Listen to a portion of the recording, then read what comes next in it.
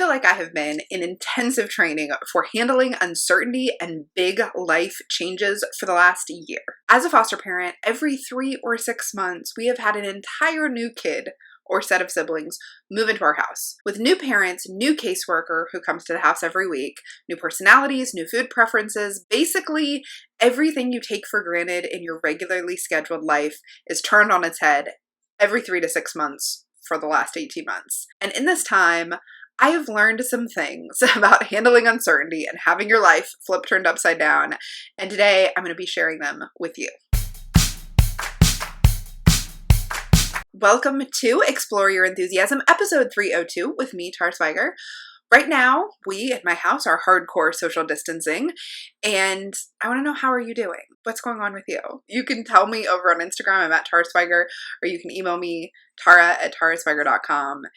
if you need to reach out and chat with somebody. I'm going live over in my Facebook group if you want to hang out together. That's at facebook.com/groups/Tara Swigert. So did my description of being a foster parent sound familiar? Does it feel that everything is normal and taken for granted? Like your daily work and school schedules, the store you shopped at, when you shopped, who you see, when you see them, everything has turned on its head right now. That's what this whole pandemic social isolation thing is doing for so many of us. I'm hoping that my experience with constant change has taught me some lessons that may help you during this time.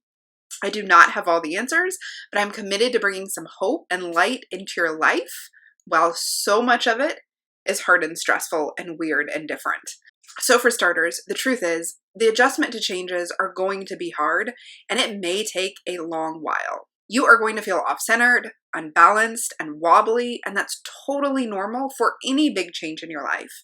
You feel wobbly as you try to get your equilibrium back and adjust to the change. Now that might look like swinging back and forth from worry and panic to dismissal, this isn't even happening, this can't possibly be happening, I don't believe it. It may look like having really great days followed by days when nothing seems to be going right. It may have days of your mood being amazing and feeling hopeful and your mood being completely down in the dumps and worried about everything. And it's important for you to know this swinging back and forth is part of the process. This is not a sign that there's anything wrong with you, anything wrong with how you're handling it. This is handling it. This is dealing with a big new change. Is feeling off balance and trying to find your balance in the center. Now, on top of you feeling wobbly, unlike a lot of other life changes, you are now surrounded by people who are also feeling off balance, who are going through their own changes in their daily routines. Your partner, your roommates, your parents, your kids, everybody is going back and forth like this. And unfortunately, we don't all seem to swing the same direction on the same day. So my first recommendation is give yourself grace. Being mad or upset or judging yourself harshly because you don't have it together every single day is not going to make any of this easier. So give yourself grace. Know that this is part of the process and that it will feel different later. It will probably feel different every single day. So give yourself grace for feeling however you feel right now. Now, the next step is to adjust expectations. With your new schedule, you may be more or less productive than you were before. Either one is okay. Now, here's the really hard thing for some of us to deal with. You may have more time to work on your business, but actually less headspace to get anything done. So you may have more time than ever to do things in your business, but actually be doing less than you ever were before. That's okay. It could be because the kids are home, or maybe it's because the news is scary and you're just worried about running out of toilet paper, but you may just have less energy to think, and that's okay. We're giving ourselves grace, but the next part is to actually adjust your expectations. That means put less on your to-do list for the day. Expect to get less done. Hold yourself to lower standards. Give yourself a break. Now, there is a real psychology reason why you may be having a hard time getting normal stuff done. It's cognitive load. Anytime you make a change in your routine, your brain has to spend more time thinking about every single thing in your life because it's not yet a habit. The reason why forming habits is so helpful and amazing is because it lets your brain go on autopilot and you don't actually have to use your cognitive resources to make decisions. it's likely you have a huge amount of things that are completely new or changed. So your brain is spending quite a lot of its limited energy just keeping up with the changes, just trying to keep you like fed and your teeth brushed and everybody alive. So I always remind myself with every new placement, new Tara may not be able to do what old Tara did because new Tara's brain is doing a lot of stuff old Tara's brain just had on autopilot. Now I am not automatically piloting the ship. I am piloting it with every ounce of energy I have every minute because things aren't yet habitual. Now, the good news is any new reality, any new routine you set up will become habitual. It will become normal, and that will free up your brain space to be creative and productive and have ideas again. It's really good news. And of course, you have a choice about this. You can set up routines, even within this weird time, that stay the same and let you go on autopilot no matter what. Routines that keep you out of the flow of all the new news coming at you, out of the flow of things that send you off balance, and in the flow of the things you need to get done. So I bet, even with, like, if you're under quarantine, you're still managing to brush your teeth and eat a meal a day.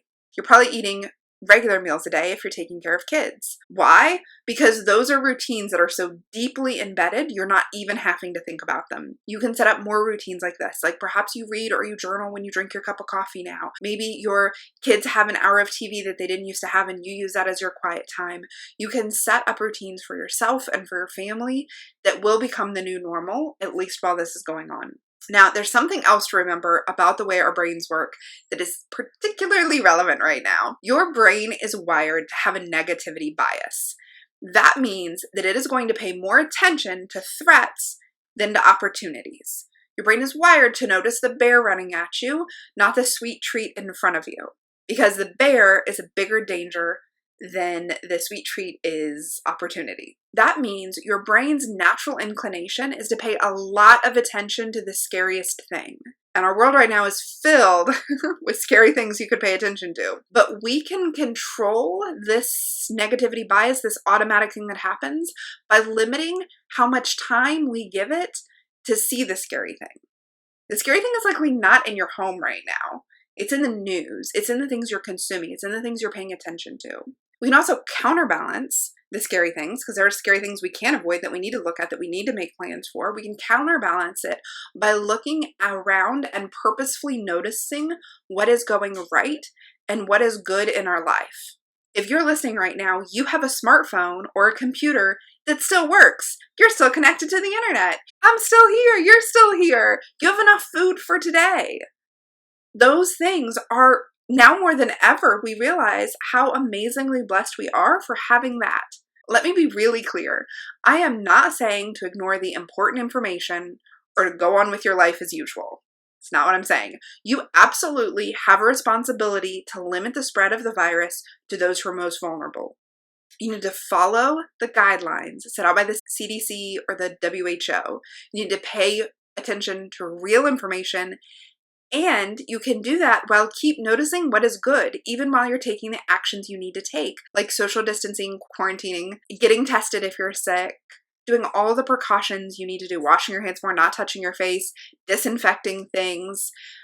You can do all of that while noticing that the daffodils are blooming and the trees are blooming and the great song came on the radio and the kids are hilarious when they do a dance party. And thank goodness Frozen 2 is streaming on Disney Plus.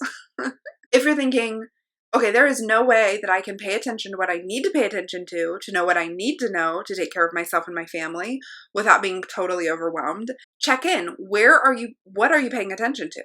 You could limit yourself to the CDC website or the WHO website. They have all the information there you need about limiting the spread of the virus, keeping yourself safe, taking care of your loved ones.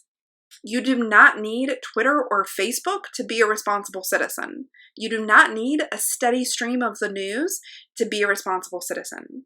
Now, the last suggestion I have is for when you are feeling a bit settled, you're feeling a bit more creative, and you're not in the stressed state. It is simply this. Look for the opportunities to grow. It's easy to look at all the things that aren't going the way you want to go, but this is shaking up your whole life, but it's also shaking up the life of everyone. That means that now is a great time to change the things that haven't been working for you. It's a great time to look at where you spend your time, your money, your energy, to look at your long-term goals and ask, is this the direction I want to keep moving in? And if yes, what can you do within today's limitations to get there? There's always something. If not, what do you need to change? What do you need to let go of? What do you need to start doing? Maybe you need to let go of your super high expectations of yourself and others, and you need to practice more grace and more forgiveness. Maybe you need to adjust your business goal to suit the life you really want. Maybe you need to stop letting fear hold you back from doing the scary thing. Maybe you're ready to commit to that scary goal and actually get yourself ready to do it.